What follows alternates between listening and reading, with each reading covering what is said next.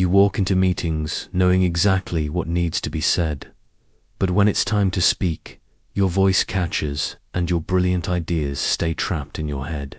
Every presentation becomes an internal battle between what you know and what you can actually articulate, while you watch less knowledgeable colleagues command the room with ease. I am Dale Carnegie, and I transformed from a terrified farm boy who couldn't speak without trembling into the man who taught millions to find their voice and influence others. What I discovered about speaking with confidence will revolutionize how you communicate, giving you the power to turn your knowledge into influence and your ideas into action. The same principles that helped me overcome crippling stage fright and build a speaking empire can work for anyone willing to practice them, whether you're presenting to boardrooms or simply trying to be heard in everyday conversations. But first, like this video, subscribe for more confidence-building wisdom, and comment below where you're watching from. I want to know which corner of the world is ready to find their voice. Let me take you back to a small farm in Missouri, where a young boy named Dale Carnegie lived in absolute terror of a simple school bell. That bell, which still rings in my memory today, called us to morning recitations. For me, it might as well have been tolling my doom. I can still feel the cold sweat that would break out across my forehead the moment I heard that metallic clang echoing across the schoolyard. My stomach would twist into knots so tight I thought I might be sick right there in the dirt. The other children would run eagerly toward the schoolhouse, chattering about their lessons and games, while I dragged my feet like a man walking to his execution. You see, every morning we were expected to stand before the class and recite our lessons. Poetry, arithmetic problems, historical facts. It didn't matter what the subject was. The terror was always the same. My heart would pound so violently I was certain everyone could hear it. My hands would shake uncontrollably, and my voice would crack and quaver like a broken fiddle string. I remember one particular morning when I was called upon to recite a poem about the changing seasons. I had memorized every single word perfectly at home, practicing in the safety of our barn where only the cows could judge me. But standing there in front of my classmates, with their expectant faces turned toward me, my mind went completely blank. The words I had practiced so carefully simply vanished. I opened my mouth, and nothing came out except a barely audible squeak. The silence stretched on forever, punctuated only by a few snickers from the back of the room. My face burned with shame as hot tears threatened to spill down my cheeks. Finally, our teacher, Mrs. Henderson, gently told me to sit down and try again tomorrow. That night, I made a decision that would haunt me for years. I convinced myself that I was simply not cut out for speaking. Some people, I reasoned, were natural speakers, while others, like me, were meant to remain silent. I began avoiding any situation that might require me to speak publicly. I stopped raising my hand in class, even when I knew the answers. I declined invitations to social gatherings where I might be called upon to contribute to conversations. This fear followed me like a shadow, growing larger and more oppressive with each passing year. I watched my classmates develop confidence and leadership skills while I retreated further into my shell.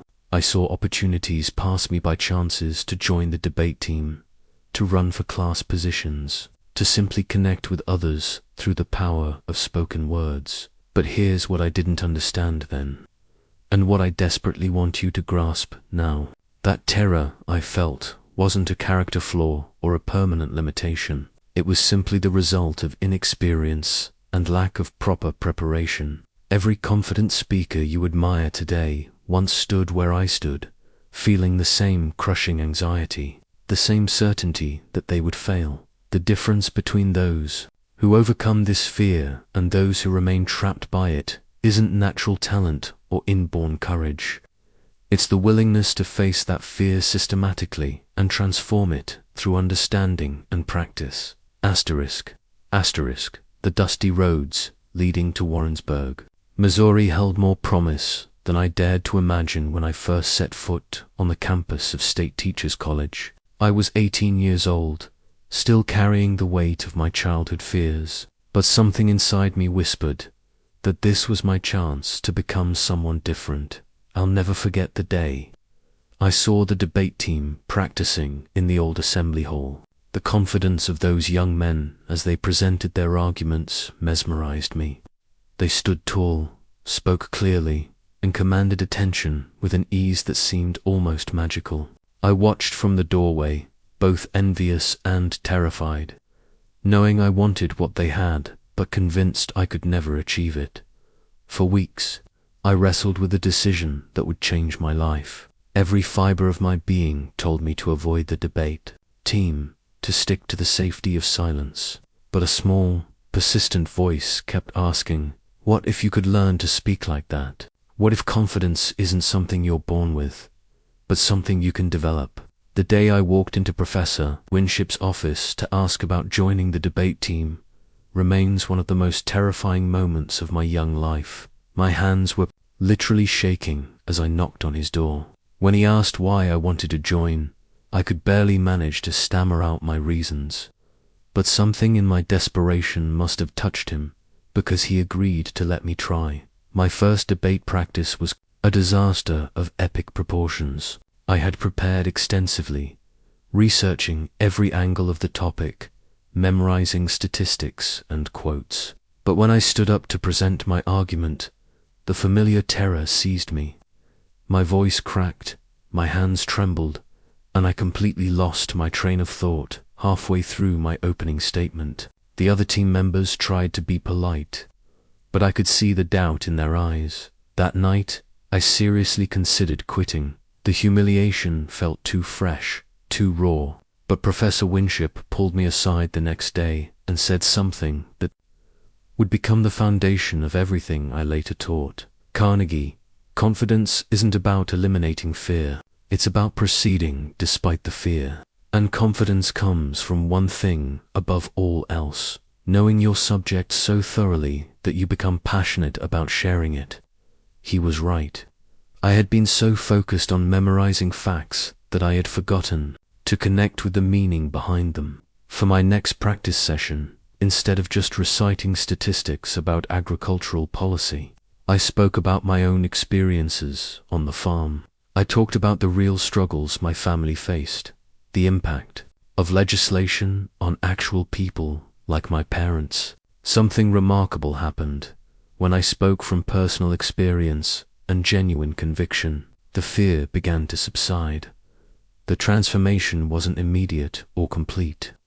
There were still moments of panic, still debates where I stumbled, but gradually, through consistent practice and growing familiarity with the process, I began to find my voice. I learned that preparation wasn't just about memorizing content.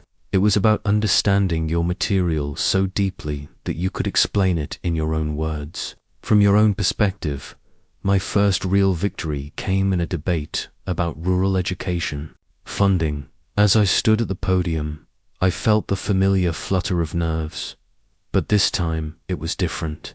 Instead of paralyzing fear, it was the energizing feeling of having something important to say.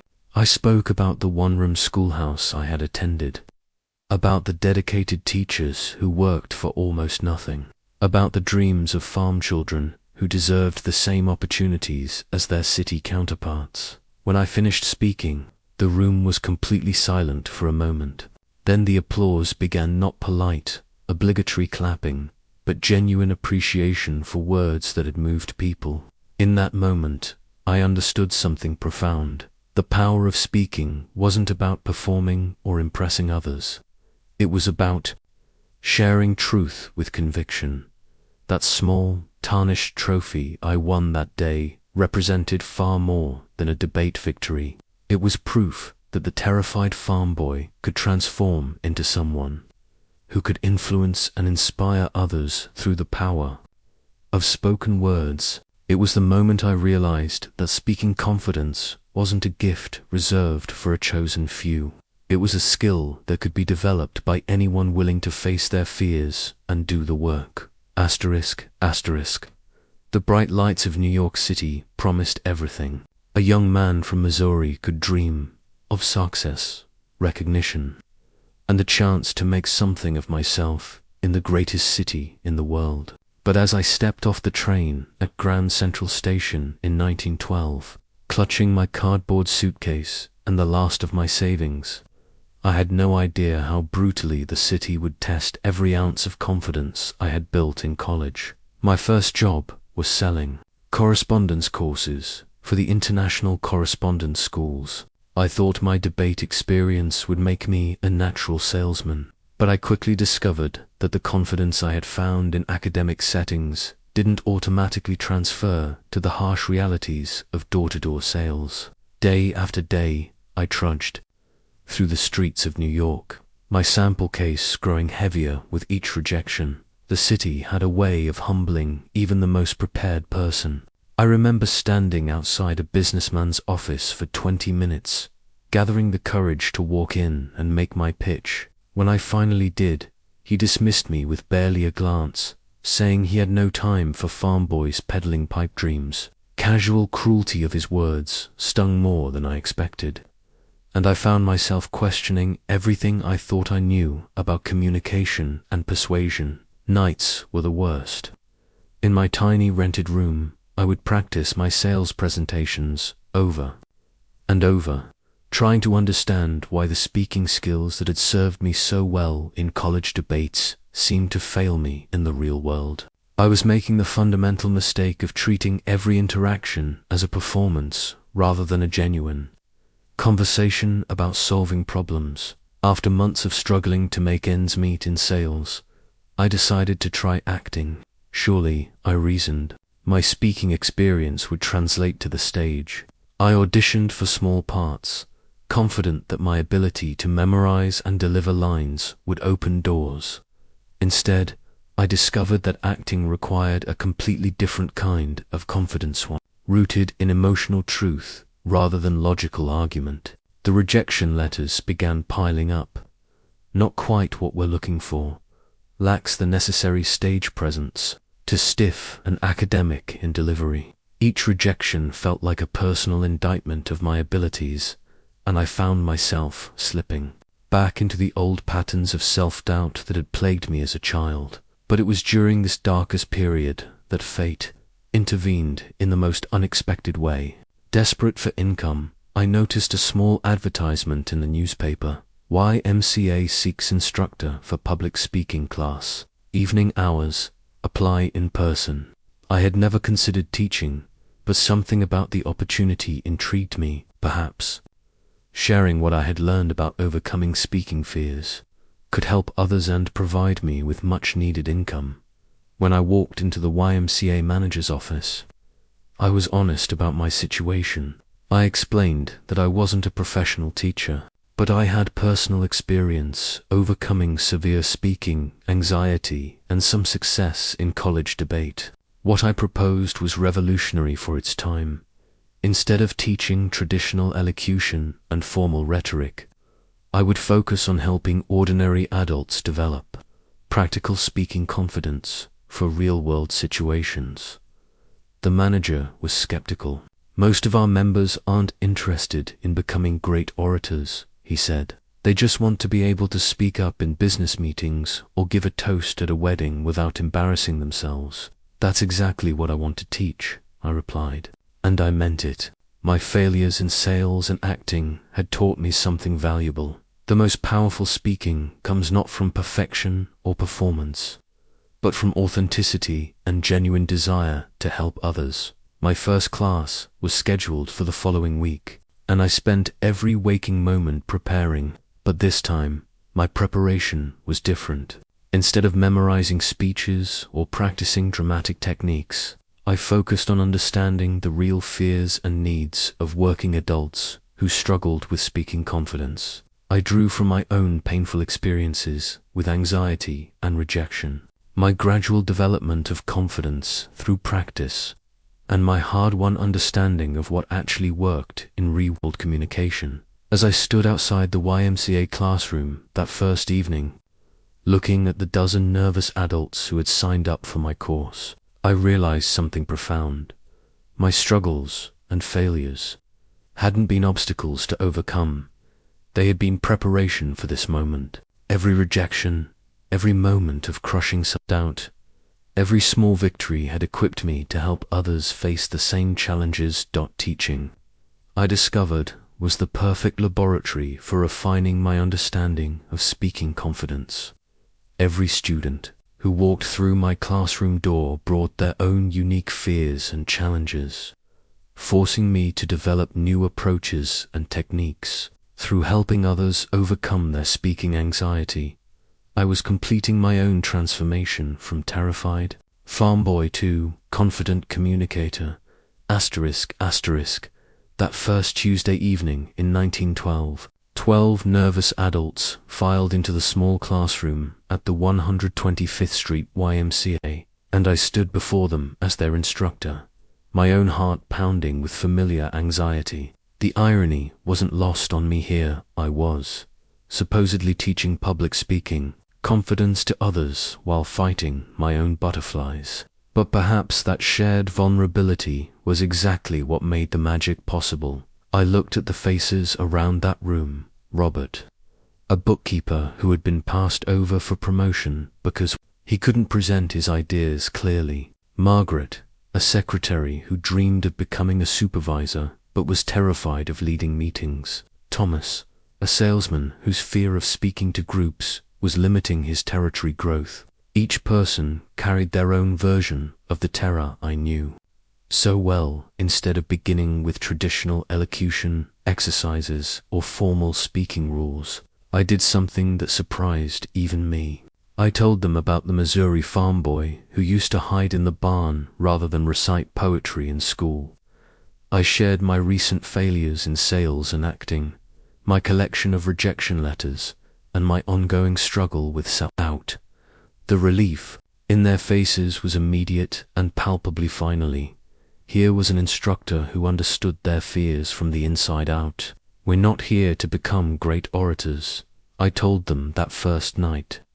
We're here to become confident communicators who can share our ideas, our experiences, and our expertise with clarity and conviction. The goal isn't perfection, it's progress. My approach was radically different from traditional public speaking instruction of that era. Instead of having students memorize classical speeches or practice elaborate gestures, I asked them to talk about their own experiences.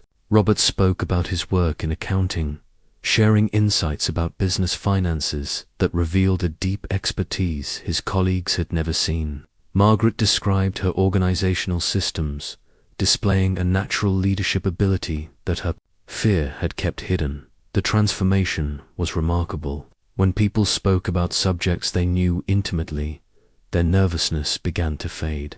They straightened their shoulders, their voices grew stronger, and their words flowed more naturally. I was witnessing the birth of authentic confidence, not the artificial bravado of performance, but the genuine assurance that comes from knowing you have something valuable to share.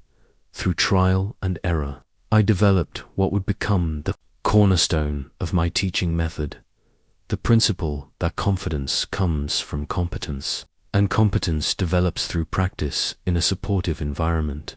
Each week, I watched my students grow a little braver, a little more willing to share their thoughts and experiences. The breakthrough moment came in our fourth session. Thomas, the salesman who had barely been able to whisper his name during introductions, stood up to share a story about a difficult customer interaction. As he spoke, his passion for problem-solving came alive. His voice grew animated, his gestures became natural, and for those few minutes, he completely forgot to be nervous. When he finished, the spontaneous applause from his classmates brought tears to his eyes. I felt like myself for the first time in years, he told me afterward. That phrase became my North Star, helping people discover that their most confident speaking voice was simply their authentic voice, amplified by preparation and supported by practice. Word of our unconventional class began to spread throughout the YMCA network. Traditional speaking instructors criticized my methods as too informal, too focused on personal experience rather than classical rhetoric. But the results spoke for themselves. My students were getting promotions, leading meetings, giving wedding toasts, and finding their voices in ways that transformed not just their careers, but their entire lives. I began to understand that what I was teaching wasn't really public speaking in the traditional sense. It was self-expression, self-confidence, and the courage to be authentically yourself in front of others. The technical aspects of speaking, projection, posture, organization were important, but they were secondary to the fundamental breakthrough of believing you had something worth saying, and the right to say it. By the end of that first 12-week session, I had learned as much as my students. I discovered that teaching speaking confidence required more than just overcoming fear. It demanded helping people connect with their own expertise, passion, and authentic voice. The classroom became my laboratory for developing techniques that would eventually help millions of people around the world find the courage to speak with confidence. Asterisk. After months of teaching at the YMCA, I began to notice a pattern among my most successful students.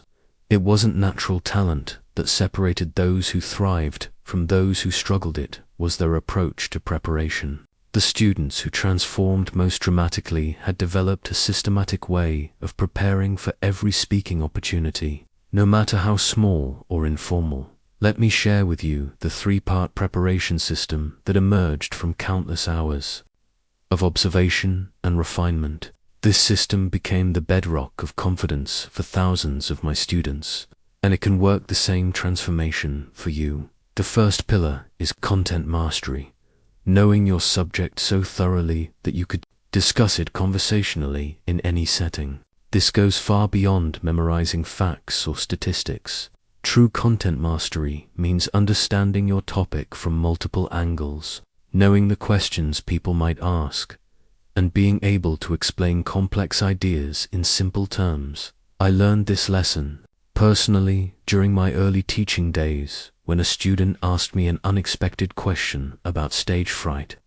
Instead of giving a memorized answer, I shared my genuine experience and understanding, drawing from both my personal struggles and my observations of other students. The authenticity of that response carried more weight than any textbook explanation could have provided. Content mastery also means connecting your topic to your personal experience and expertise. When a banker in one of my classes spoke about financial planning, his confidence soared, not because he memorized economic theories, but because he drew from years of helping real clients solve real problems. His preparation involved organizing his practical knowledge into a clear, logical structure that others could follow and apply. The second pillar is structural organization, arranging your ideas in a way that serves your audience rather than confusing them. The best speakers I observed didn't necessarily have the most information. They had the most organized information. They knew how to guide their listeners through their ideas in a logical sequence that built understanding step by step.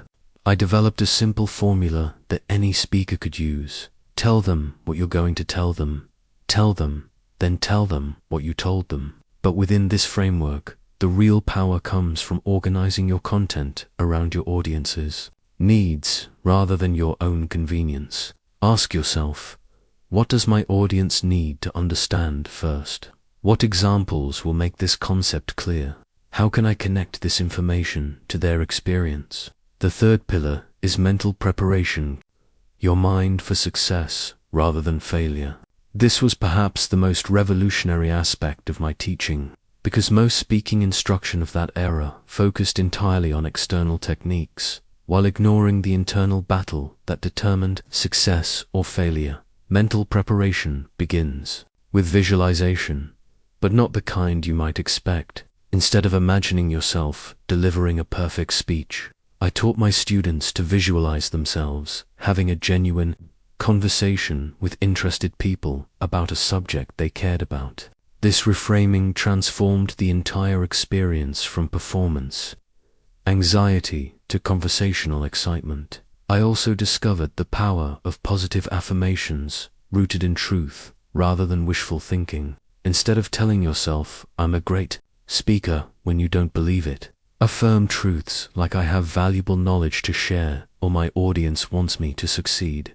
These truthful affirmations build genuine confidence because they're based on reality rather than fantasy. The preparation notebook I carried everywhere became the physical embodiment of this system. In it, I would outline my content, organize my key points, and write down confidence-building reminders. Before any speaking opportunity, I would review not just what I planned to say, but why I was saying it and how it would serve my audience. One of my students, a timid engineer named Charles, exemplified the transformative power of thorough preparation. Initially, he could barely introduce himself without stammering, but when he applied this three-part system to a presentation about bridge construction, his area of expertise, something remarkable happened. His deep knowledge, clear organization, and mental preparation combined to create a presentation that was both informative and inspiring. I wasn't nervous because I was too busy focusing on helping them understand, Charles told me afterward. That's the ultimate goal of proper preparation, shifting your focus from self-consciousness to service, from fear of failure to excitement about sharing something valuable. Remember, preparation doesn't eliminate nerves, it transforms them into positive energy that enhances your performance rather than hindering it. Asterisk, asterisk. The greatest breakthrough in my understanding of speaking confidence came not from studying great orators, but from watching my student Martha prepare for a presentation to her women's club about community gardening. Martha had been paralyzed by fear for weeks, convinced she would embarrass herself in front of the sophisticated ladies who comprised her audience. "What are you trying to accomplish with this presentation?" I asked her during one of our practice sessions. "I want to sound intelligent and impressive," she replied, and I immediately recognized the source of her anxiety. "Wrong purpose," I told her gently. "That's about you, not them. What do you want your audience to gain from your presentation?" The shift in her thinking was visible. "I want them to understand how community gardens can strengthen neighborhoods and provide fresh food for families who can't afford it otherwise." That simple reframe transformed everything. Instead of focusing on herself and her performance, Martha began focusing on her audience and their needs. Her preparation changed from memorizing impressive-sounding phrases to organizing practical information that would genuinely help her listeners. Her nervousness didn't disappear, but it transformed into excitement about sharing something valuable. This experience taught me one of the most fundamental principles of confident speaking. When you shift your focus from impressing others to serving others, fear begins to dissolve naturally. The audience ceases to be a jury evaluating your performance and becomes a group of people you're genuinely trying to help. Developed a systematic approach to audience analysis that became one of the most popular elements of my courses. Before any speaking opportunity, I encouraged my students to ask themselves 5 essential questions. Who exactly is my audience? Not just their titles or demographics, but their actual concerns, challenges, and interests. A group of small business owners has very different needs than a group of homemakers, even if they're similar in age and education level. What do they already know about my topic? This prevents the common mistakes of either talking down to people who are already informed or overwhelming beginners with advanced concepts they can't follow. What do they need to know to benefit from my message? This helps you prioritize your content and eliminate unnecessary information that might confuse or bore your listeners. What objections or concerns might they have? Anticipating resistance or questions allows you to address them proactively rather than being caught off guard. How can I connect my message to their experiences and interests? The most confident speakers I observed were those who could find common ground with any audience. I also discovered that purpose must be specific and service-oriented to generate genuine confidence. Vague purposes, like to inform or to motivate, don't provide enough focus to overcome speaking anxiety. But specific purposes, like to help small business owners reduce their bookkeeping time by 50%, or to show busy mothers 3 simple ways to prepare healthy meals in under 30 minutes, create clear targets that guide both preparation and delivery. One of my most memorable students was James, a bank manager who had been asked to speak to a group of young entrepreneurs about business financing. His initial approach was to create an impressive presentation full of banking jargon and complex financial concepts. When he practiced with our group, his nervousness was palpable, and his content was confusing even to other professionals. Who are these entrepreneurs? I asked him. What do they really need to know? As we explored his audience, James realized these were people with big dreams but limited experience with traditional banking. They needed to understand not just what financing options existed, but how to present themselves and their ideas in ways that would make bankers want to help them succeed. His entire presentation transformed. Instead of impressing them with his expertise, he focused on giving them practical tools they could use immediately. He shared stories of successful entrepreneurs he had helped, common mistakes to avoid, and specific steps for preparing a compelling loan application. When James delivered his revised presentation, his confidence was remarkable. He spoke conversationally, answered questions with enthusiasm, and genuinely enjoyed the interaction. I felt like I was helping them succeed rather than proving how smart I was. He told me afterward, "This is the paradox of confident speaking. The less you focus on yourself, the more confident you become. When your primary concern is serving your audience rather than impressing them, you tap into a natural source of energy and authenticity that no amount of technical training can provide." Asterisk, asterisk. One of my most transformative discoveries came while observing a student named Edward, a brilliant accountant who possessed deep expertise but seemed to shrink physically whenever he stood to speak. His shoulders hunched forward, his breathing became shallow, and his voice emerged as barely a whisper.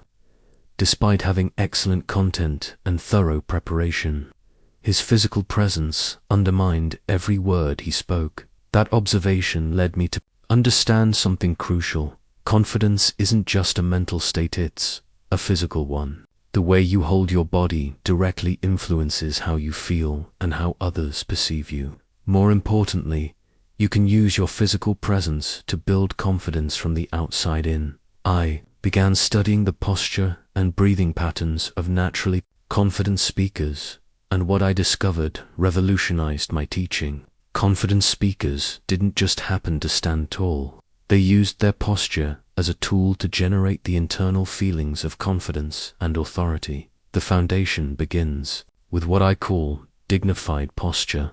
This isn't the rigid, military-style stance that many elocution teachers promoted, but rather a natural alignment that communicates both confidence and approachability. Stand with your feet shoulder-width apart, your weight evenly distributed, and your spine naturally erect. Imagine a string gently pulling you upward from the crown of your head. Your shoulders should be relaxed but square, neither hunched forward in defensiveness nor pulled back in artificial stiffness. This posture immediately changes how you feel about yourself and how others respond to you. When Edward learned to consciously adjust his posture before speaking, the transformation was remarkable. His voice naturally became stronger, and his presence filled the room in a way that commanded attention. Breathing is equally crucial to physical confidence. Most nervous speakers breathe shallowly from their chest, which actually increases anxiety and weakens their voice. I taught my students to breathe from their diaphragm, the large muscle below the lungs that naturally supports strong, clear speech. The technique is simple but powerful. Place one hand on your chest and one on your stomach. When you breathe correctly, the hand on your stomach should move more than the hand on your chest. This deep breathing not only calms your nerves, but also provides the air support necessary for a strong, resonant voice. Before any speaking opportunity, I recommend taking 5 deep diaphragmatic breaths. This simple practice activates your body's relaxation response and ensures you have the physical foundation for confident delivery. One of my students, a shy librarian named Helen, told me that this breathing technique alone reduced her speaking anxiety by half. Purposeful movement and gestures also contribute significantly to physical confidence. Many nervous speakers either freeze in place or fidget despicably. Neither extreme serves you well. Instead, learn to use deliberate movement and natural gestures that support your message. When you move, do so with purpose. Step forward to emphasize an important point, or move to a different position to signal a transition in your content. Your gestures should be natural extensions of your words, helping to illustrate and emphasize your ideas rather than distracting from them. I discovered that when speakers focused on using their hands to help explain their concepts, they naturally became less self-conscious and more engaging. The key is to gesture from your genuine desire to communicate clearly, not from an artificial attempt to look animated. Your facial expression is perhaps the most immediate aspect of your physical presence. A genuine, warm expression invites your audience to connect with you, while a tense or worried expression creates distance. Practice speaking with a slight smile and animated features that reflect your genuine interest in your topic and your audience. Eye contact deserves special attention because it's perhaps the most powerful tool for building connection and projecting confidence. Many speakers either avoid eye contact entirely or scan the room so quickly that they never truly connect with anyone. Instead, practice having brief, genuine conversations with individual audience members through sustained eye contact. The physical foundation of confidence extends beyond the moment of speaking. Regular practice of confident posture and breathing in your daily life builds the muscle memory that will serve you when you need it most. Walk with purpose, breathe deeply, and carry yourself with a dignity that reflects your worth and the value of what you have to share. Asterisk. The most profound shift in my understanding of effective speaking came when I stopped thinking about formal presentations and started thinking about enlarged conversations. This revelation emerged from watching one of my most successful students, a factory supervisor named William, who could command the attention of hundreds of workers during shift meetings, but became paralyzed when asked to give a formal speech. The difference, I realized, was in his mindset. When William spoke to his workers, he was simply having a conversation about something important, safety procedures, production goals, or problem-solving strategies. He forgot about performance and focused on communication, but when asked to give a speech, he immediately shifted into an artificial mode that felt foreign and uncomfortable. This observation led me to develop what became one of my most revolutionary teaching principles. The best public speaking is simply enlarged conversation. When you speak to a group, you're not performing or declaiming, you're having a conversation with people who happen to be sitting a little farther away than usual. The power of this approach lies in its authenticity. In conversation, you naturally use personal stories, examples from your own experience, and language that feels comfortable and genuine. You don't worry about perfect grammar or eloquent phrases. You focus on making yourself understood and connecting with the other person. This same approach transforms public speaking from an artificial performance into a natural extension of your everyday communication. One of my students, a housewife named Dorothy, exemplified this transformation beautifully. She had been asked to speak to her church group about organizing community charitable efforts. Initially, she prepared what she called a proper speech, full of formal language and abstract concepts about civic duty. When she practiced with our group, her delivery was stilted and unconvincing. "Tell me," I said to her, "how would you explain this to your neighbor over coffee?" The change was immediate and striking. Her posture relaxed, her voice became animated, and she began sharing specific stories about families in need and practical ways the church members could help. She used the same warm, engaging tone she would use in any heartfelt conversation with a friend. To master conversational speaking, begin by incorporating personal stories and experiences into your presentations. These don't need to be dramatic or unusual. Often the most powerful stories are about ordinary experiences that illustrate universal truths. When you share something from your own life, you automatically become more authentic and relatable. The language you use should also reflect conversational naturalness. Avoid formal, pompous phrases that you would never use in normal conversation. Instead of saying, "at this point in time," simply say "now." Instead of utilize, say use. Your audience will appreciate your directness and find it easier to connect with your message. Conversational speaking also means being responsive to your audience in the moment. In a real conversation, you notice when someone looks confused and you clarify your point. You see when someone is particularly interested and you elaborate. You adjust your energy to match the mood of the interaction. The same principles apply to speaking with groups. Watch your audience for signs of engagement, confusion, or interest, and adjust accordingly. If you see puzzled expressions, pause and rephrase your point more clearly. If you notice enthusiastic nodding, you might elaborate on that particular idea. This responsiveness creates the feeling of genuine dialogue even in a one-way presentation. Another crucial element of conversational speaking is the use of inclusive language that makes your audience feel like participants rather than spectators. Use "we" instead of "you" when appropriate.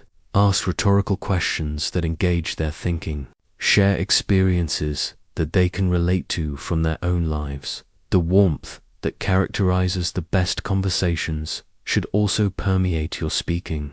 This doesn't mean being overly familiar or inappropriate, but rather bringing the same genuine care and interest that you would show to a friend sharing something important with you.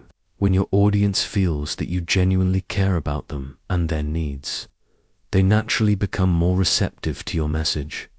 Remember that even the most formal business presentation can benefit from conversational warmth and authenticity. You can maintain professionalism while still being genuinely human in your approach to communication. Asterisk. Perhaps the greatest enemy of speaking confidence isn't the audience in front of you, it's the critic inside your head. Every speaker I've ever taught has battled this internal voice that whispers doubts, predicts failure, and magnifies every potential mistake into a catastrophe. Learning to transform this inner critic from an enemy into an ally became one of my most important discoveries. First truly understood the power of the inner critic through my student, Rebecca, a talented nurse who wanted to speak at medical conferences about patient care innovations.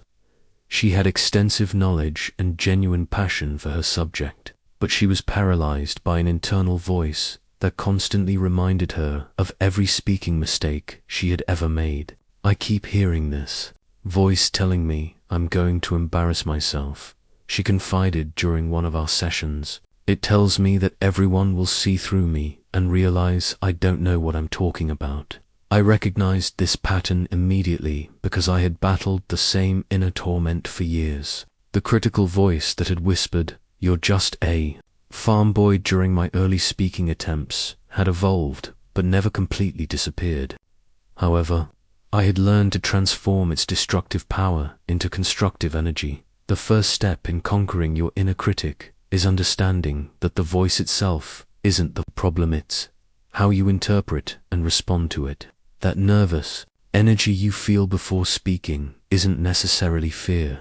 It's your body's way of preparing for something important. The key is learning to reframe this energy as excitement rather than anxiety. I taught Rebecca and my other students a simple but powerful technique. Instead of trying to eliminate nervous feelings, acknowledge them and reinterpret their meaning. When you feel your heart racing before a presentation, instead of thinking I'm terrified, try thinking I'm energized because this matters to me. This small shift in interpretation can transform debilitating anxiety into useful energy. Another crucial strategy is replacing destructive self-talk with constructive preparation. Instead of allowing your mind to spiral through worst-case scenarios, channel that mental energy into specific, actionable preparation. When the critical voice says, "What if I forget everything?" respond with concrete steps. I'll review my key points one more time and prepare note cards as backup.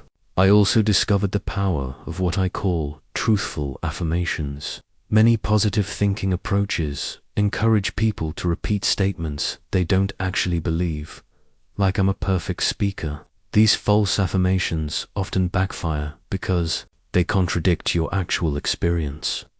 Instead, use affirmations rooted in truth. I have valuable knowledge to share. My audience wants me to succeed, or I'm prepared and ready to help these people. One of the most effective techniques for managing the inner critic is progressive exposure, gradually building confidence through small, manageable speaking challenges. Many people try to overcome their fear by immediately tackling their biggest speaking challenge, which often reinforces their anxiety when they struggle. Instead, create a series of progressively challenging speaking opportunities. Start by sharing your ideas in small, supportive groups.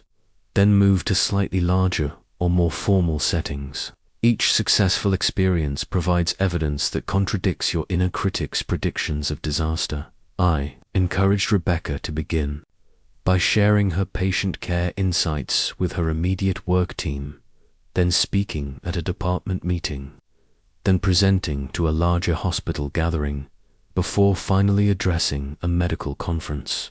Each step built her confidence and provided concrete evidence that she could handle increasingly challenging situations. The inner critic also loses much of its power when you shift your focus from self-protection to service. When your primary concern is helping your audience rather than protecting your ego, the critical voice naturally quiets. It's difficult to simultaneously worry about looking foolish and focus on genuinely serving others. Perhaps most importantly, learn to treat mistakes as learning opportunities rather than evidence of inadequacy. Every experienced speaker has stumbled over words, lost their train of thought, or faced unexpected challenges. The difference between confident and anxious speakers isn't that confident speakers make fewer mistakes, that they recover more gracefully and learn from each experience. When you do make mistakes while speaking, resist the urge to apologize profusely or draw additional attention to the error. Often, the audience doesn't notice small mistakes unless you highlight them. Simply correct yourself if necessary and continue with confidence. Remember that your inner critic developed over years and won't disappear overnight. Be patient with the process of transformation, celebrating small victories and treating setbacks as temporary rather than permanent. The goal isn't to eliminate all nervousness, but to transform it into the kind of excited energy that enhances, rather than hinders your performance. Nothing I discovered in my years of teaching had more immediate impact on speaking confidence than the transformative power of genuine enthusiasm. I learned this lesson through one of my most memorable students, a quiet bookkeeper named Frank, who possessed encyclopedic knowledge about stamp collecting but could barely speak above a whisper when discussing any other topic. One evening, Frank was struggling through a practice presentation about office efficiency. When another student casually mentioned stamp collecting, Frank's entire demeanor changed instantly.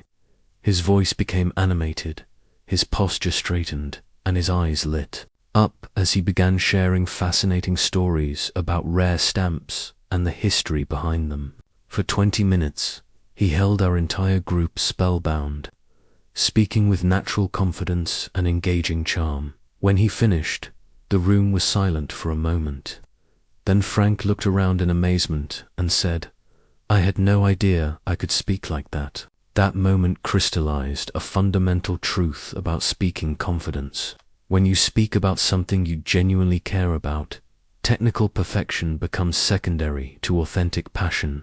Enthusiasm is the great equalizer that makes audiences forgive stumbles, overlook imperfections, and connect with your message on an emotional level. But enthusiasm must be genuine to be effective. Audiences can immediately sense the difference between authentic passion and manufactured excitement. Forced enthusiasm feels hollow and manipulative, while genuine enthusiasm is magnetic and inspiring.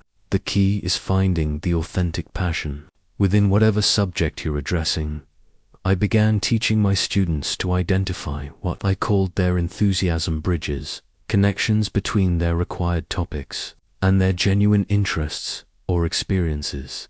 A businessman asked to speak about quarterly sales figures might connect with his genuine enthusiasm for helping customers solve problems. A teacher presenting about curriculum changes might tap into her authentic passion for student success. The process begins with honest self-examination. What aspects of your topic genuinely interests or excite you? What personal experiences connect you to this subject? How does this information help people you care about? Even the most mundane topics contain elements that can spark authentic enthusiasm when you explore them deeply enough. For Frank, I helped him see that his presentation about office efficiency wasn't really about filing systems and procedures. It was about helping people feel more organized and less stressed in their daily work. When he connected his topic to his genuine desire to help others, his natural enthusiasm emerged. Enthusiasm also manifests in your preparation process. When you're genuinely excited about sharing information, research becomes exploration rather than drudgery. You find yourself discovering fascinating details and connections that you want to share with others. This natural curiosity leads to more thorough preparation and more engaging content. Physical expression is another crucial aspect of authentic enthusiasm. When you genuinely care about your subject, your body naturally becomes more animated, your gestures become more expressive, your voice gains energy and variety, and your facial expressions reflect your genuine engagement with the material. However, enthusiasm doesn't mean overwhelming your audience with manic energy. The most effective enthusiastic speakers modulate their energy to match their content and their audience. A quiet, intense passion can be just as compelling as exuberant excitement.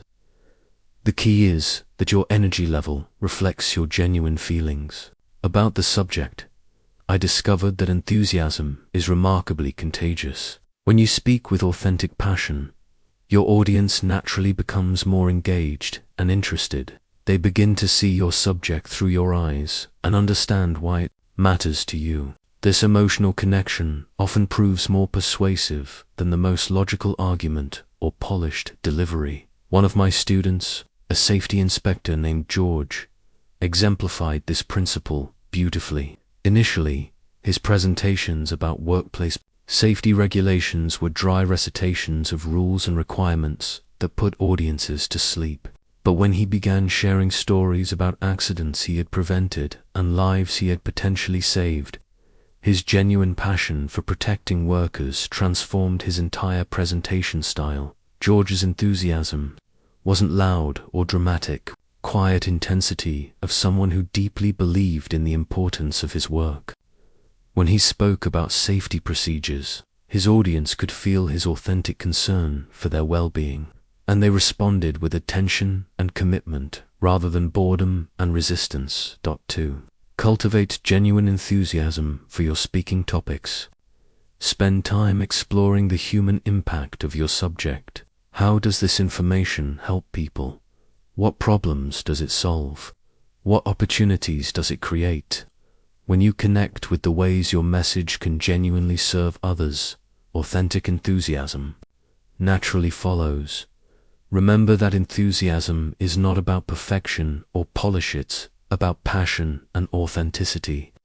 An enthusiastic speaker who stumbles over words but genuinely cares about their message will always be more compelling than a technically perfect speaker who feels disconnected from their content. Asterisk. One of the most liberating realizations in my speaking journey came during a presentation to a group of business leaders when I completely lost my train of thought in the middle of an important point. Instead of panicking, I simply smiled and said, "I seem to have wandered off the path there. Let me find my way back to the point about effective leadership." The audience chuckled appreciatively, and I continued with renewed confidence. That moment taught me something profound. Mistakes aren't speaking disasters there. Opportunities to demonstrate authenticity and grace under pressure. The speakers who appear most confident aren't those who never make mistakes. They're those who handle mistakes with composure and humanity. I began teaching my students that mistakes are inevitable and, paradoxically, can actually strengthen your connection with your audience.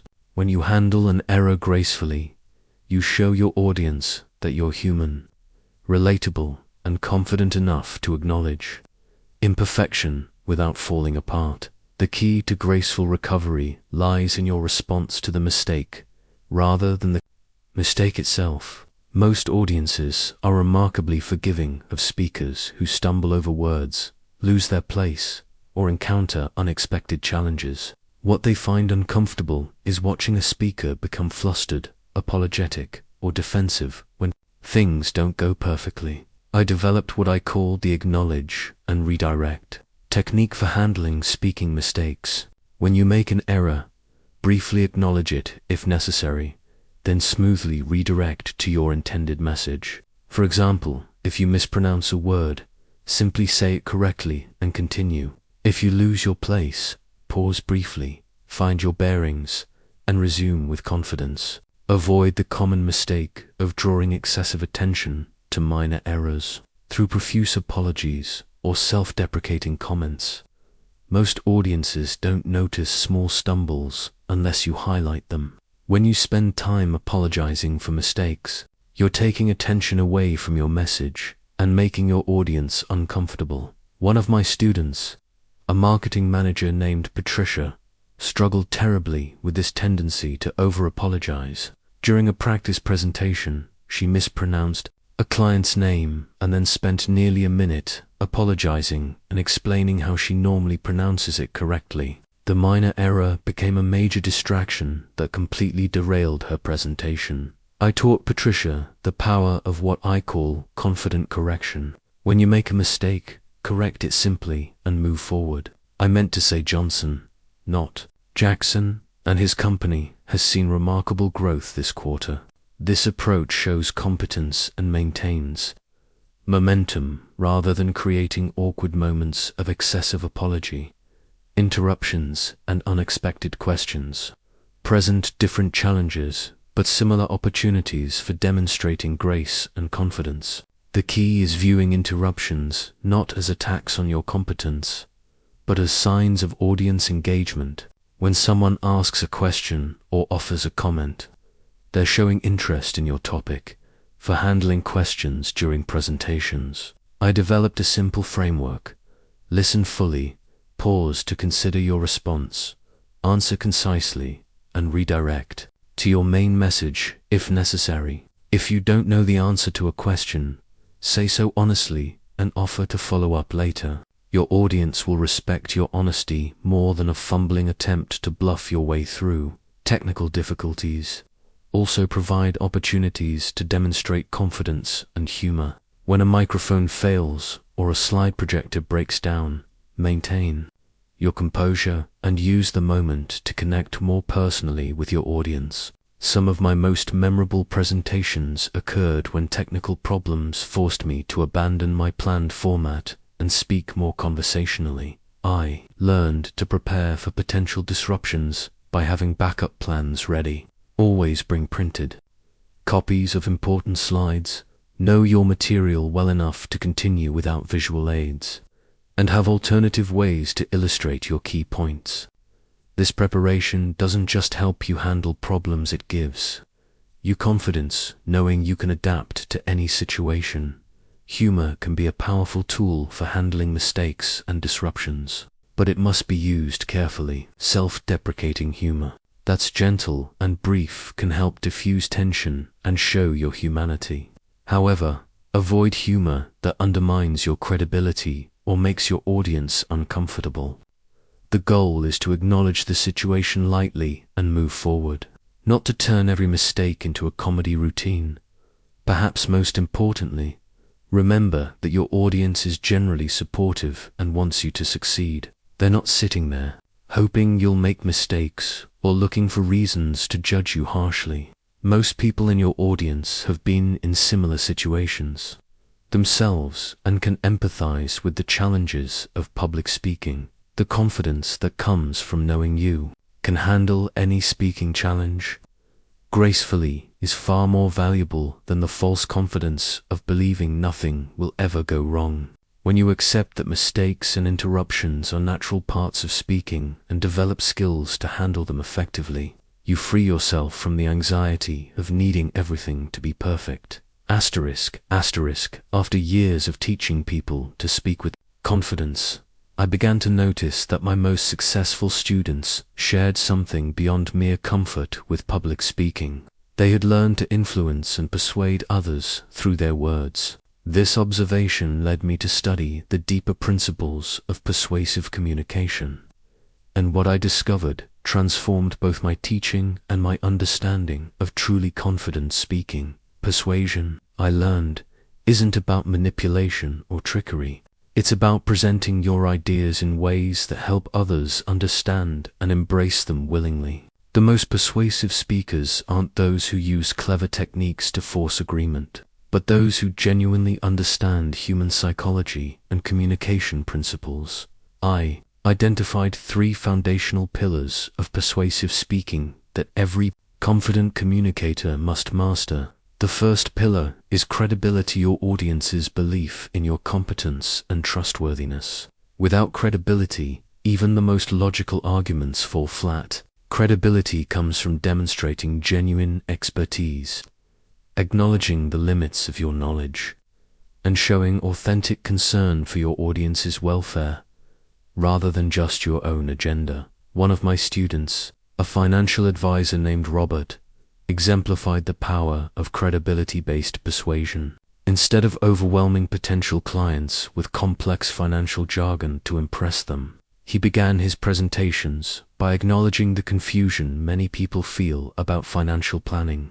He shared stories of his own early mistakes with money and explained concepts in simple, relatable terms. His honest approach built trust that made his subsequent recommendations far more persuasive than any high-pressure sales technique. The second pillar is logical structure, presenting your ideas in a sequence that builds understanding and agreement step by step. The most persuasive presentations guide audiences through a logical journey from problem recognition to solution acceptance. This means understanding not just what you want to say, but the sequence in which your audience needs to hear it. I developed what I called the persuasive pathway for structuring compelling presentations. Begin by establishing common ground areas where you and your audience already agree. Then present the problem or challenge in terms your audience can relate to personally. Next, introduce your solution and explain how it addresses the problem effectively. Finally, show your audience the specific benefits they'll receive and the steps they need to take. The third pillar is emotional connection, helping your audience feel as well as think about your message. Human beings make decisions with their emotions and then justify those decisions with logic. The most persuasive speakers understand this and incorporate both emotional and rational appeals into their presentations. Emotional connection doesn't mean manipulation or false sentiment. It means helping your audience understand the human impact of your ideas. When presenting data about workplace safety, don't just share statistics about accident rates, tell stories about real people whose lives were affected. When proposing a new business strategy, don't just show profit projections. Paint a picture of what success will mean for employees, customers, and the community. I learned the power of evidence and emotion working in balance through my student, Margaret, a public health nurse who wanted to convince her community to support a new vaccination program. Her initial presentations were filled with medical studies and statistical data, but they failed to persuade skeptical parents. When she began sharing stories of children she had treated who suffered from preventable diseases, while still maintaining her scientific evidence, her persuasiveness increased dramatically. The structure of persuasive arguments also matters enormously. I discovered that the most effective persuasive presentations use what I call the sandwich approach, beginning and ending with your strongest points, while placing supporting evidence in the middle. This structure ensures that your audience hears compelling reasons to pay attention at the beginning and remembers compelling reasons to act at the end. Anticipating and addressing objections is another crucial element of persuasive speaking. Instead of avoiding potential counterarguments, confident speakers acknowledge them directly and provide thoughtful responses.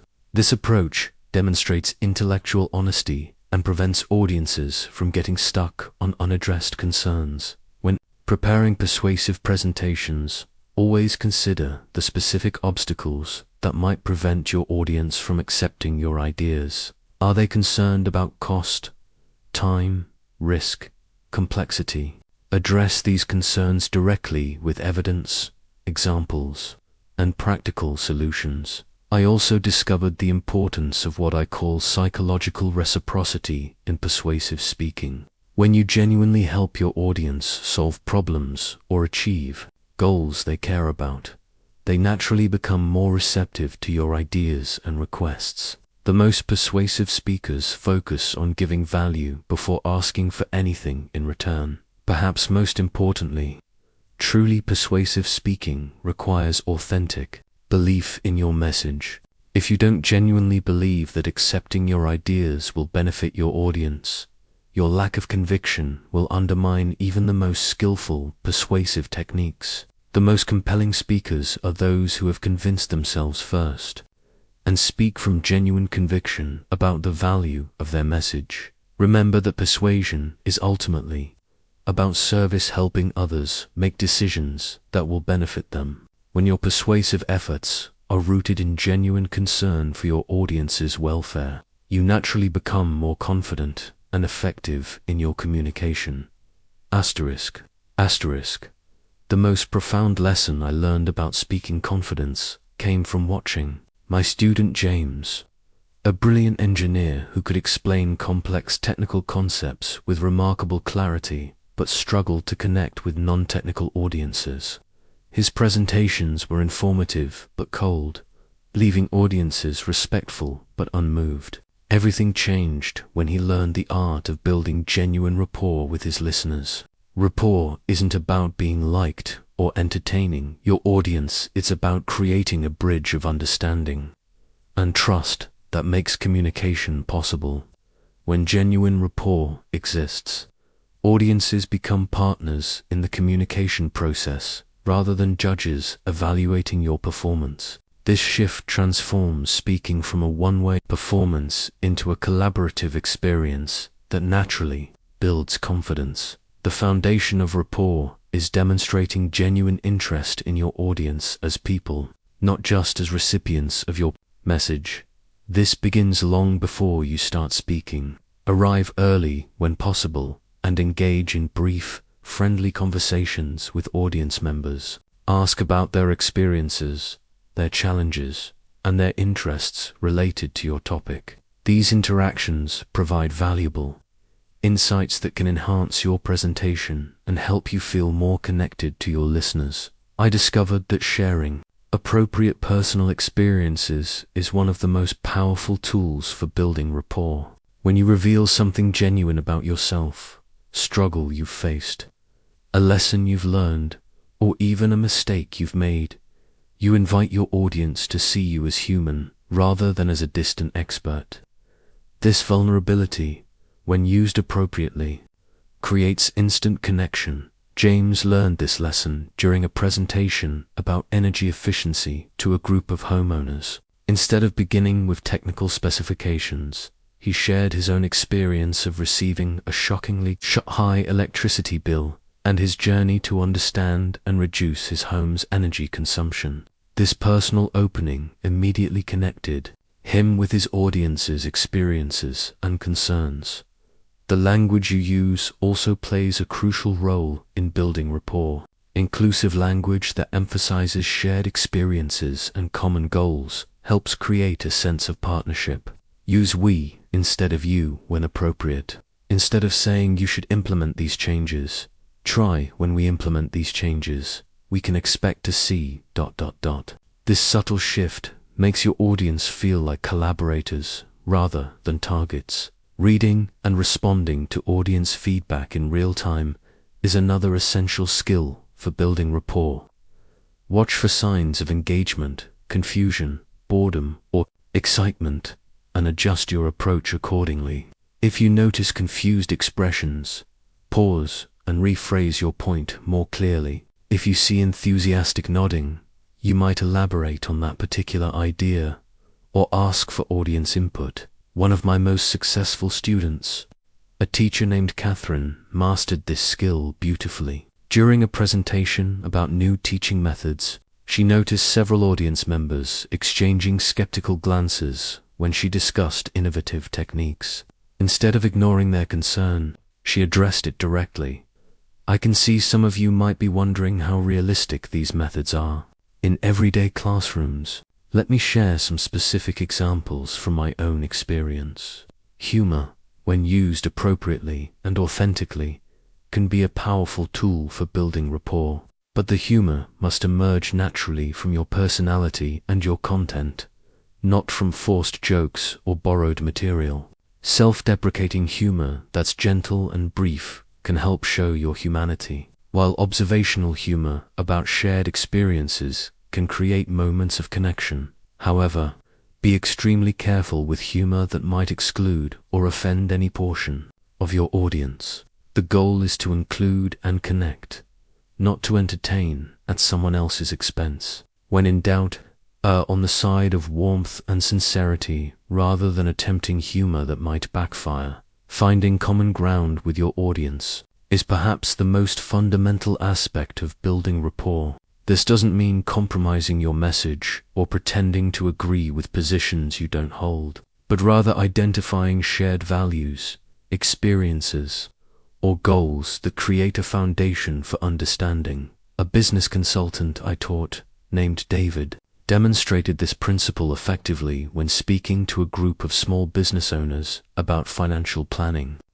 Instead of emphasizing his advanced degrees and corporate experience, he connected with his audience by sharing his own challenges of starting a consulting practice and the financial mistakes he had made along the way. Authenticity is absolutely crucial in building rapport. Audiences can sense immediately when someone is being genuine versus when they're putting on an act.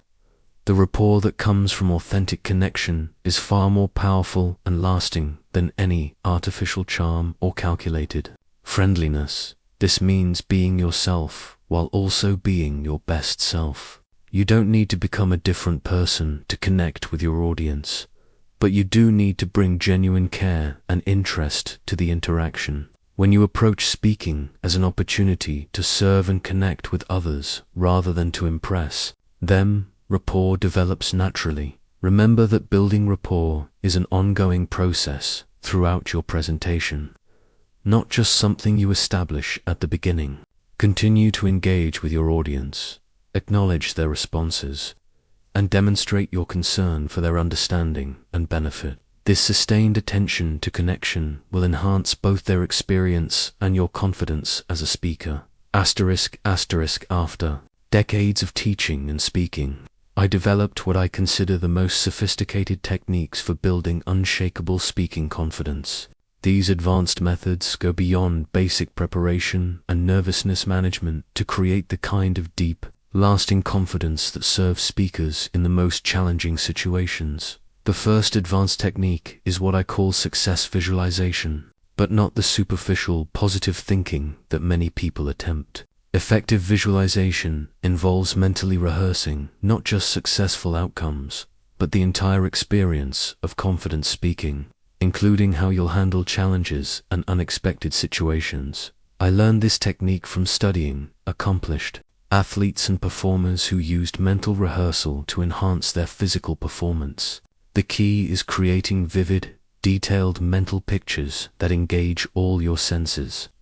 Before any important speaking opportunity, spend time visualizing yourself, arriving at the venue feeling calm and prepared, connecting warmly with audience members. Before your presentation, delivering your message with confidence and enthusiasm, and handling questions with competence and grace. But effective visualization goes deeper than just imagining success. Practice mentally rehearsing how you'll handle potential challenges, what you'll do if you lose your place, how you'll respond to difficult questions, how you'll manage if technical equipment fails.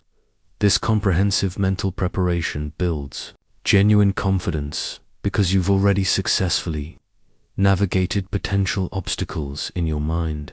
The second advanced technique involves what I call confidence anchoring, deliberately connecting your most confident emotional states with specific physical actions or mental cues that you can access during speaking situations. This technique recognizes that confidence is not just a mental state, but a physical and emotional one that can be deliberately triggered. Identify moments in your life when you felt completely confident and capable, perhaps when you were helping someone solve a problem you understood well, or when you were sharing exciting news with a friend.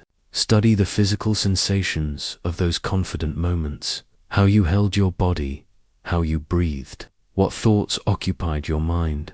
Practice recreating these confident states through specific physical actions, standing in a particular posture, taking a specific type of deep breath, or mentally reviewing a personal affirmation that connects you to your competence and purpose. With consistent practice, these physical and mental cues become reliable triggers for accessing confident states, even under pressure. One of my advanced students, a corporate executive named Michael, developed a confidence anchor based on his experience as a youth soccer coach.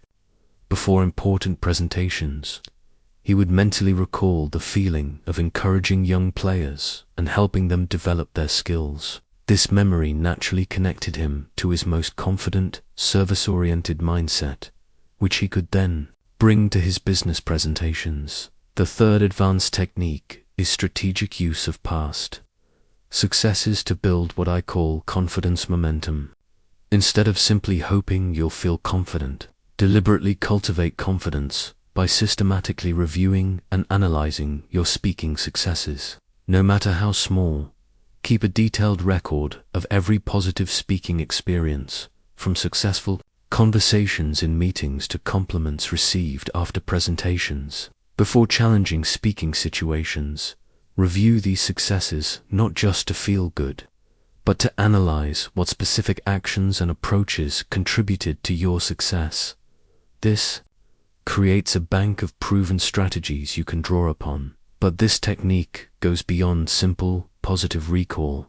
Study your successes to identify patterns. What preparation methods worked best? What mental states served you well? What physical approaches enhanced your performance? This analysis transforms random positive experiences into reliable, repeatable strategies. Mental rehearsal at the expert level involves what I call compound preparation, practicing not just your presentation, but your entire experience from arrival to departure. This includes mentally rehearsing how you'll interact with organizers, how you'll handle the period before you speak, how you'll manage your energy during your presentation, and how you'll respond to post-presentation interactions. Advanced speakers also develop what I call adaptive confidence, the ability to maintain confidence while adjusting their approach based on real-time feedback from their audience. This requires deep familiarity with your material and flexible preparation that allows you to emphasize different aspects or take different approaches based on audience response. The concept of positive stress utilization represents another advanced confidence technique. Instead of trying to eliminate all nervousness, learn to harness that energy as performance enhancement. The physiological arousal that creates nervous feelings, increased heart rate, heightened alertness, extra energy can actually improve your speaking performance when channeled correctly. Practice reframing pre-speaking energy as excitement and preparation rather than anxiety and threat. The same physical sensations that create nervousness can create peak performance when interpreted differently.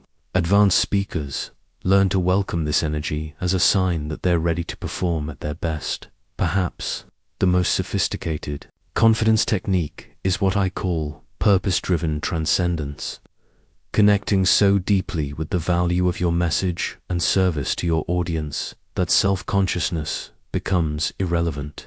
When you're genuinely focused on how your words can help, inspire, or inform others, personal fears naturally fade into the background. This technique requires cultivating a deep understanding of why your message matters and who benefits when you speak with confidence and clarity. Advanced speakers regularly reconnect with the larger purpose behind their communication, using this sense of mission to transcend personal anxieties. The final advanced technique involves systematic confidence building through progressive challenge. Instead of avoiding difficult speaking situations, deliberately seek opportunities that stretch your abilities in manageable increments. Each successfully handled challenge becomes evidence of your growing competence and resilience. Create a personal development plan that gradually exposes you to more challenging speaking situations, larger audiences, more formal settings, more hostile environments, or more complex topics. This progressive exposure builds deep, lasting confidence based on proven ability to handle increasingly difficult circumstances. The ultimate expression of speaking confidence is the ability to inspire and lead others through your words. After years of teaching individuals to overcome their speaking fears, I began to notice that my most transformed students naturally evolved into leaders within their organizations and communities. This observation led me to understand that confident speaking and effective leadership are inseparably connected. Leadership through speaking goes far beyond delivering presentations or making announcements. It involves using your voice and presence to inspire others toward shared goals, to provide clarity during confusion, and to instill confidence in those who look to you for guidance. The confident speaker who learns to serve others through communication inevitably becomes a leader. I witnessed this transformation in one of my most remarkable students, a factory floor supervisor named Thomas, who initially joined my classes because he struggled to address his work crew effectively. Through developing speaking confidence, he not only improved his ability to communicate safety procedures and production goals, but he became the kind of leader his workers genuinely wanted to follow. The evolution happened gradually but unmistakably. As Thomas became more comfortable expressing himself clearly and confidently, his workers began seeking his advice on problems beyond their immediate work assignments. His willingness to speak up in management meetings led to his ideas being implemented and his responsibilities expanding. Within 2 years, he had been promoted to plant manager, not because he sought advancement, but because his communication skills had revealed his natural leadership capabilities. Speaking confidence creates leadership opportunities because leaders must be able to articulate vision, inspire action, and provide clear direction during challenging times. Organizations and communities naturally turn to those who can communicate with clarity and conviction when important decisions need to be made or difficult changes need to be implemented. But with this influence comes responsibility. The confident speaker who becomes a leader must understand that their words carry weight and impact beyond their immediate audience. Every speech, presentation, or even casual comment from a leader shapes the thoughts, feelings, and actions of others. This responsibility should inspire even greater commitment to clarity, honesty, and service in communication. I learned this lesson personally when my reputation as a speaking instructor led to invitations to address business leaders and community organizations about broader topics of human relations and personal development. I realized that my words were influencing not just individual speaking confidence, but business practices, hiring decisions, and organizational cultures. This understanding transformed my approach to every speaking opportunity. Leadership speaking requires what I call visionary communication, the ability to help others see possibilities they might not recognize on their own. This goes beyond simply sharing information or even persuading others to accept your ideas.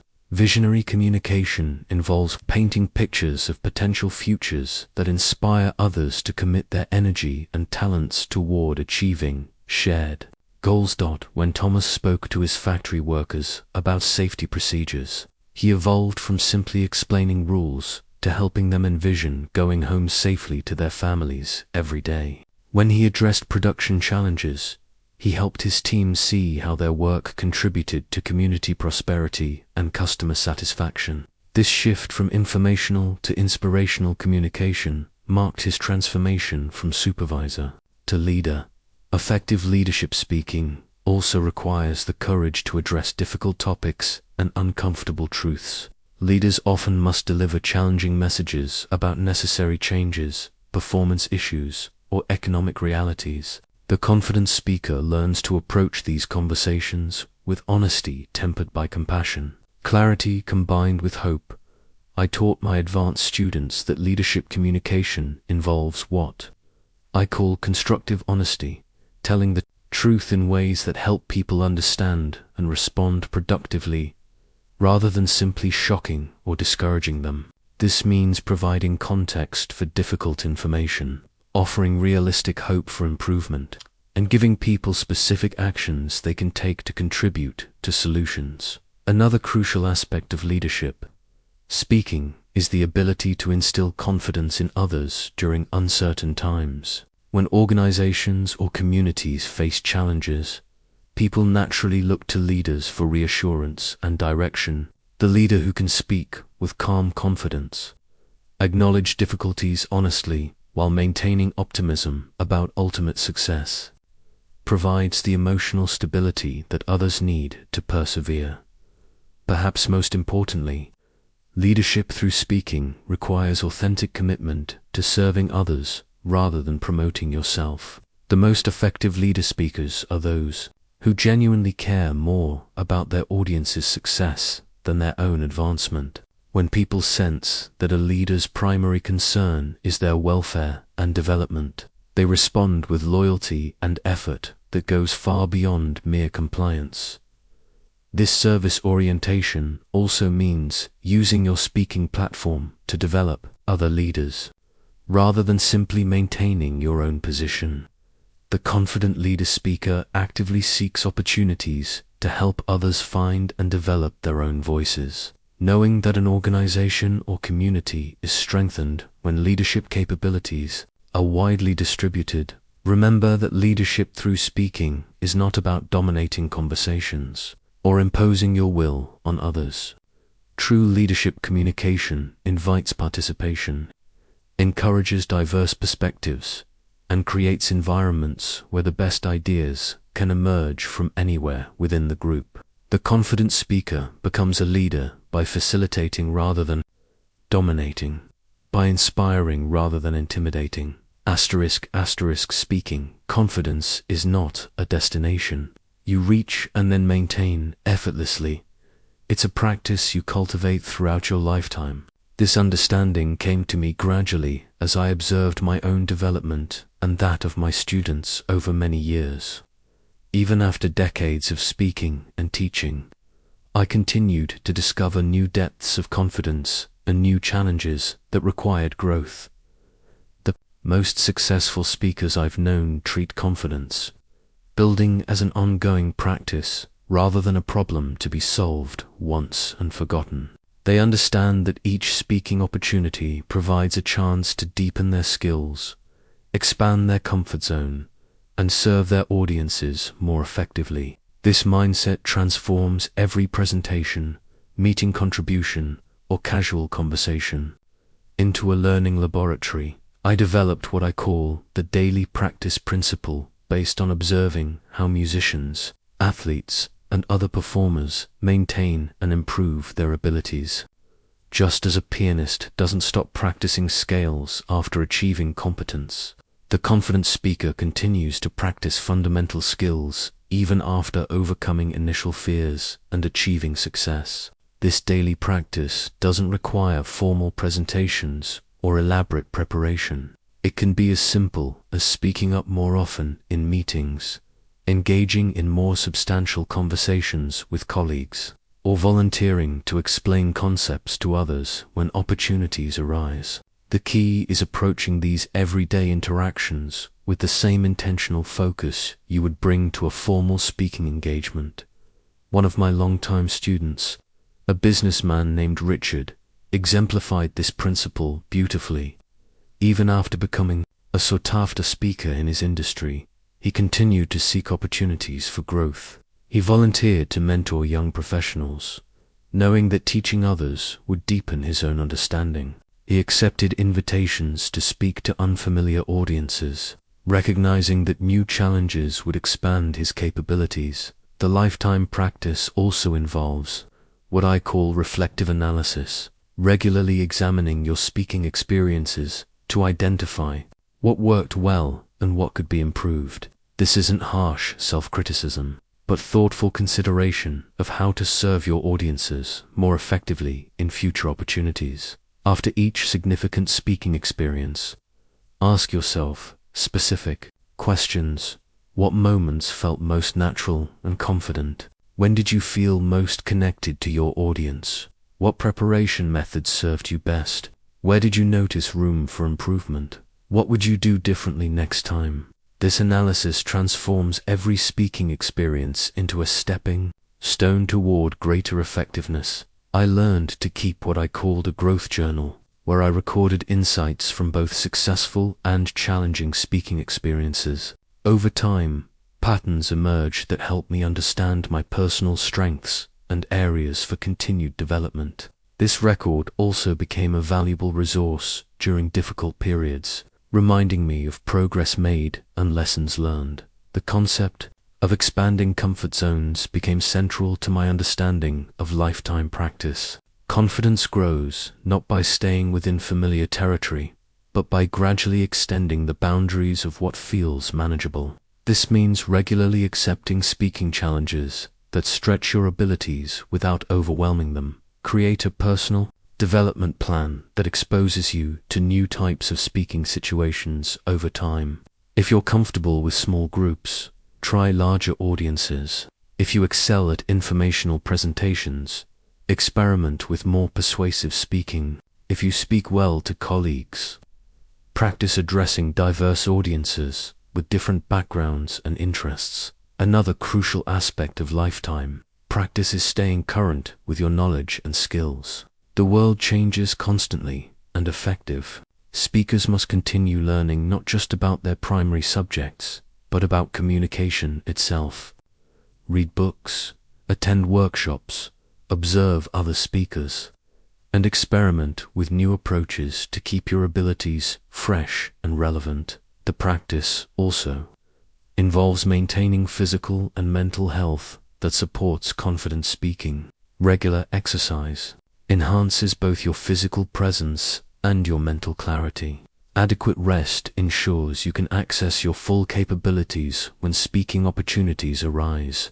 Stress management techniques help you maintain the calm alertness that characterizes confident communication. Perhaps most importantly, the lifetime practice requires maintaining the service orientation that originally motivated your confidence development. Continue to focus on how your speaking serves others rather than how it benefits you personally. This other-centered approach provides the sustainable motivation needed for continued growth and prevents the complacency that can develop after initial success. I discovered that speakers who maintain their growth throughout their careers are those who never lose sight of the impact their words can have on others. They continue to feel excited about opportunities to help, inspire, educate, or encourage through their communication. This sense of purpose provides the energy needed for ongoing development. Remember that setbacks and challenges are natural parts of the lifetime practice.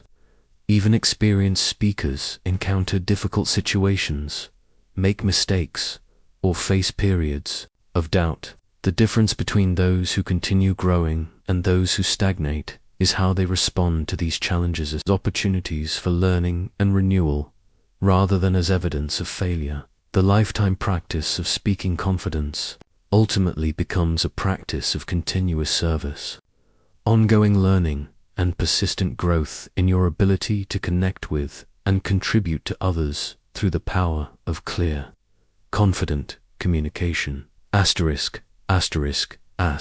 I reflect on a lifetime dedicated to helping people find their voices and speak with confidence, I'm struck by the profound ripple effects that occur when someone overcomes their speaking fears and begins to communicate authentically. The transformation extends far beyond the individual speaker to touch families, organizations, communities, and future generations in ways that the speaker themselves may never fully realize. I've received thousands of letters over the years from students whose lives were changed not just by developing speaking confidence, but by the opportunities that confidence created. A shy bookkeeper who learned to present ideas clearly became a department supervisor, who mentored dozens of young professionals. A nervous salesman who conquered his fear of group presentations built a successful business that employed hundreds of people. A timid teacher who developed confident speaking skills inspired countless students to pursue their dreams with courage. These stories taught me that when you develop speaking confidence, you're not just improving your own life, you're accepting the responsibility to use your voice for the benefit of others. Every confident speaker becomes a model for those who still struggle with fear, a mentor for those seeking to grow, and a leader capable of inspiring positive change in their sphere of influence. Your speaking legacy begins with the courage to share your authentic self with others. When you speak with genuine confidence about subjects you know and care about, you give others permission to do the same. You demonstrate that ordinary people can have extraordinary impact when they find the courage to express their ideas, experiences, and insights. The most profound legacy comes not from perfect presentations or flawless delivery, but from the authentic sharing of truth, wisdom, and encouragement. When you speak from your genuine experience and knowledge, offering insights that help others solve problems or overcome challenges, you create value that extends far beyond the immediate moment of communication. I think of Sarah, a nurse who overcame her fear of speaking to medical groups and began sharing innovations in patient care that she had developed through years of bedside experience. Her presentations led to policy changes that improved care for thousands of patients. She never intended to become a healthcare reformer. She simply found the courage to share what she had learned through dedicated service. Or consider James, a factory worker who learned to speak confidently about workplace safety. His willingness to address safety concerns in group meetings prevented numerous accidents and created a culture where all workers felt empowered to speak up about hazardous conditions. His legacy wasn't measured in speaking awards or recognition, but in lives preserved and injuries prevented. Your speaking legacy also includes everyone you encourage to find their own voice. When you demonstrate that confident speaking is learnable, rather than inborn, you inspire others to begin their own journey of growth. Some of my greatest pride comes not from my own speaking achievements, but from the success of students who became teachers themselves, passing on the principles of confident communication to new generations. The ripple effect extends to your personal relationships as well. When you communicate more confidently and authentically, you improve your connections with family members, friends, and colleagues. Your willingness to express yourself clearly and listen actively enhances every relationship in your life. You become someone others can rely on for honest communication and thoughtful input. In your professional life, speaking confidence opens doors to leadership opportunities that allow you to shape organizational culture, mentor developing talent, and contribute to decisions that affect many people. The leader who can communicate vision clearly and inspire others through words leaves a legacy of positive change that extends far beyond their direct involvement. Perhaps most importantly, your speaking legacy includes the example you set for young people who observe your confidence and authenticity, children and adolescents who see adults communicating with courage and conviction learn that their own voices matter and deserve to be heard.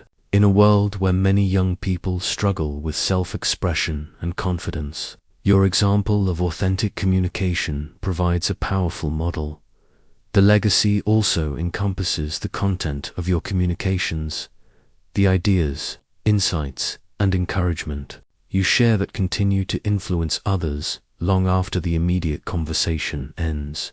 When you speak about subjects you know deeply and care about genuinely, your words carry weight that extends beyond the moment of delivery. I encourage you to think deliberately about the speaking legacy you want to leave. What messages do you most want to share with the world? What knowledge from your experience could help others succeed or avoid mistakes? What encouragement do you wish someone had given you during your own times of struggle or uncertainty? Your legacy begins with the next conversation where you choose courage over comfort, authenticity over artifice, service over self. It grows with each opportunity you take to share your knowledge, express your ideas, or offer encouragement to others who need to hear what you have learned. Remember that you don't need to become a professional speaker or address massive audiences to leave a meaningful speaking legacy. Your impact comes from the accumulation of countless moments when you choose to speak up, share your thoughts, and contribute your voice to the conversations that matter. The world needs your voice, unique perspective, your hard-won wisdom, your authentic encouragement. When you find the courage to share these gifts through confident communication, you honor not only your own potential, but your responsibility to contribute to the greater good. This is the true legacy of confident speaking, using your voice to serve, inspire, and empower others to find and use their own voices with equal courage and conviction.